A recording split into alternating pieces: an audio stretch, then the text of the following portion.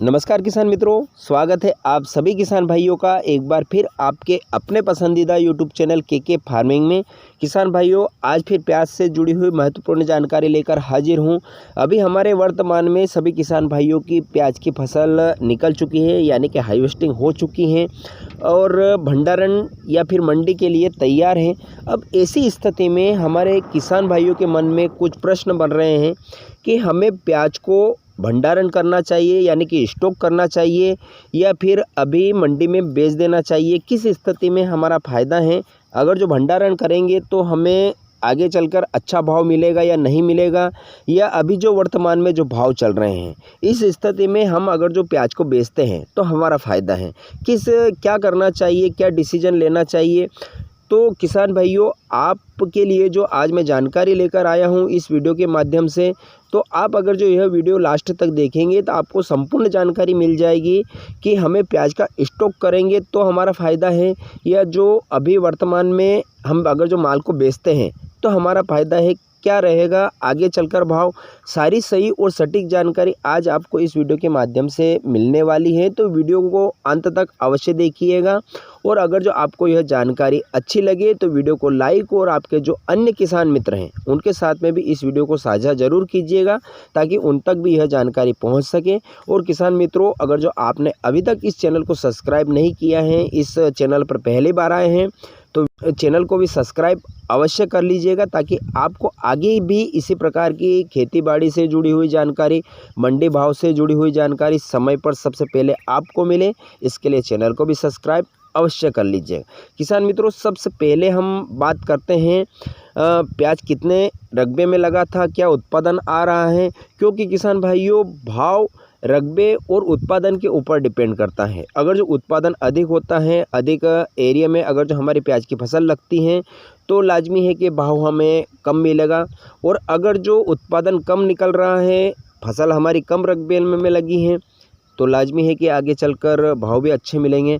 तो किसान भाइयों, वर्तमान की 2024 की अगर जो हम बात करते हैं तो इस समय में प्याज की जो फसल है वह कम एरिया में लगी थी, क्योंकि सबसे पहले तो जो हमारे किसान भाइयों ने नर्सरी तैयार की थी तो उस समय कुछ ऐसी विकट स्थिति आ चुकी थी कि बहुत सारी नर्सरियां ख़त्म हो चुकी थी, सूख चुकी थी कोहरे की वजह से। उसके बाद में हमारे किसान भाइयों ने खेतों में उसकी प्लांटेशन किया, यानी कि लगाई। उसके बाद भी बहुत सारे किसान भाइयों को कुछ समस्या आ रही थी कि उसमें पौधे जाने की समस्या आ रही थी, और कुछ गोड़ सूखने की समस्या आ रही थी। उसके कारण भी कुछ जो है एरिया घटा है, नर्सरी भी कम मात्रा में लगी, उसके कारण भी एरिया घटा है। यूँ मिलाकर कुल बात ये आती है किसान भाइयों को, इस बार प्याज की फसल कम रकबे में लगी हैं और उत्पादन कुछ ठीक निकल रहा है। लेकिन क्या है कि कम एरिया में लगने के कारण उत्पादन भी अगर जो अच्छा आता है तो उसका कोटा पूर्ति नहीं करती हैं। और यही स्थिति मध्य प्रदेश के अलावा अन्य राज्यों में भी, जैसे कि महाराष्ट्र है, राजस्थान है, नासिक जो है, इन एरियो में भी यही स्थिति हमें देखने को मिली है। दोस्तों, अब हम थोड़ा सा भाव और आवक की स्थिति को समझते हैं, क्योंकि किसान भाइयों, अगर जो हमें प्याज का स्टॉक करना है तो हमें भाव और आवक की स्थिति का पूरा गणित समझना पड़ेगा कि अभी वर्तमान में भाव की स्थिति क्या बनी हुई है, आवक की क्या स्थिति बनी हुई है पिछले वर्ष की तुलना।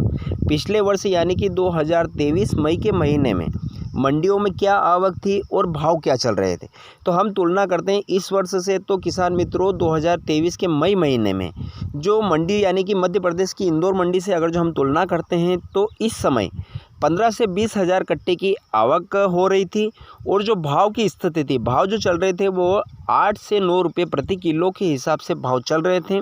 और इस वर्ष यानी कि 2024 3 मई की अगर जो हम बात करते हैं इंदौर मंडी की, तो 30 से 40 हज़ार कट्टे की आवक हो रही हैं, और भाव जो वर्तमान में चल रहे हैं वह 17 से 18 रुपये, और जो स्टॉक वाला बेस्ट माल होता है वह 19 से 20 रुपये किलो 1-2 लाट बिक रहे हैं। तो अगर जो हम तुलना करें तो भाव डबल मिल रहा है हमें, आवक भी डबल हो रही है। इस स्थिति में भी भाव दब नहीं रहा है, क्योंकि अभी डिमांड अच्छी बनी हुई है, और जो डिमांड बनी हुई है वह स्टॉक वाले की डिमांड बनी हुई है, कोई आगे मांग नहीं खुली है। अभी जैसे हमें सुनने में आया कि निर्यात चालू हो चुका है, लेकिन निर्यात होना प्रारंभ नहीं हुआ है। अभी निर्यात की सिर्फ मंजूरी मिली है, निर्यात प्याज नहीं हो रहा है। अब ये कब से चालू होगा इस पर अभी रिपोर्ट आना बाकी है। तो अभी जो डिमांड बनी हुई है, जो भाव में उछाल है, वह सब स्टॉक वाले का उछाल है।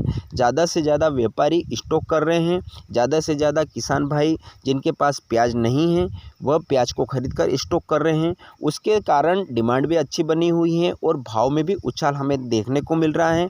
तो अब इस स्थिति में हमें प्याज का स्टॉक करना चाहिए या बेच देना चाहिए। तो किसान मित्रों, यह गणित थोड़ा सा समझ लीजिए कि अभी जो वर्तमान में जो भाव चल रहा है, अगर जो आपके पास में प्याज अच्छा है, क्वालिटी अच्छी है, स्टॉक कर सकते हैं लंबे समय तक, तो स्टॉक कर सकते हैं किसान भाइयों।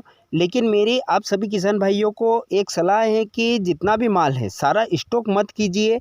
अपनी जो लागत लगी है प्याज का उत्पादन करने में, इतना माल बेच दीजिए, क्योंकि जो अभी वर्तमान में जो भाव चल रहे हैं, भाव की स्थिति अच्छी बनी हुई है। 15 से 17 रुपये के बीच में अगर जो आपका अभी प्याज बिक जाता है तो हमारी जो लागत के अनुसार आप प्याज को निकाल दीजिए और बाकी माल का स्टॉक आप कर सकते हैं। लेकिन एक और बात किसान भाइयों की, अगर जो हम चाहते हैं कि प्याज का भाव 50 रुपये, 60 रुपये या 100 रुपये हो जाएगा, तो ऐसा कुछ भी नहीं होने वाला है किसान भाइयों, क्योंकि ज़्यादा से ज़्यादा 35 से 40 के आंकड़े में ही प्याज के भाव रहेंगे। इससे ज़्यादा अगर जो भाव होते हैं, जैसे कि 45 से 50 हो जाएंगे, 55 हो जाएंगे, तो ये भाव ज़्यादा दिन तक नहीं रहेंगे। ज़्यादा से ज़्यादा 5 या 7 दिन आप को ये भाव देखने को मिल सकते हैं। इसके बाद तुरंत अगर जो ये भाव होते हैं, जो थोक में अगर जो 55 से 60 रुपये भाव होता है, तो आप समझ लीजिए कि खेरची में प्याज क्या भाव बिकेगा। और इस स्थिति में सरकार कुछ भी निर्णय ले सकती है, या तो प्याज का आयात कर सकती है या प्याज के निर्यात पर प्रतिबंध लगा सकती हैं।